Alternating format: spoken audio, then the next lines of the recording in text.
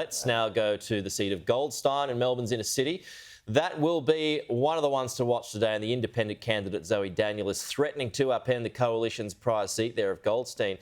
Now, the Libs have had that since 1984. Been a long while. Joining us live is the independent candidate for Goldstein now, Zoe Daniel. Zoe, good morning to you. So you voted this morning. What's the word that you're picking up from the ground today? Hey guys, yeah, look, very optimistic. We're still pressing every hand that we can and putting our how to vote cards out there, and we won't be getting ahead of ourselves. But we've had a very positive and optimistic campaign. We've got lots of momentum. So it's a democratic process. Let's see where we get to after 6 p.m. Zoe, this is the question being asked of every independent. In the case of a hung parliament, who are you going to vote for to guarantee supply, deliver government?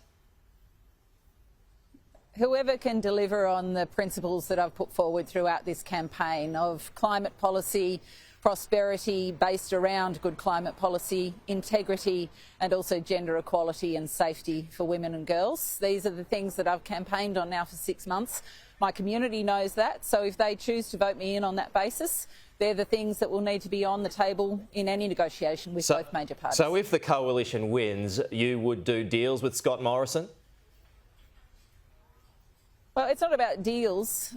If there's a conversation around supply, in the case of a hung parliament, then a decision would have to be made. But beyond that, every piece of legislation would be looked at on its merits rigorously. There's no automatic tick-off for me. I don't have to vote along party lines. That's the whole point of being an independent. But quite seriously, if it was a hung parliament, are you actually saying to your electorate that you would vote in a coalition government? If they ticked off all those boxes you just listed, would you actually support the coalition taking government?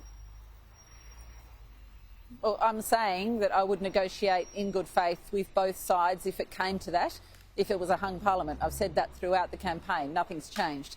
So it's really up to the leaders of both major parties to decide what they want to put on the table. They know what I stand for. It's a question of where they want to go in any conversation. But it's one thing saying you're an independent. We see where your donations come from. You've got $460,000 donations from Climate 200. Are you telling me Simon Holmes à Court would be happy if you voted in a coalition government? Oh, it's nothing to do with Simon Holmes à Court. There's no policy pressure from Climate 200. And just to be clear, we've raised more than $1 million from the community, so more than double the amount that the campaign's received from Climate 200. And that says that the community is engaged with the campaign and wants direct grassroots politics. And that's the alternative that I offer. So that's the decision that they have to make today in this democratic process.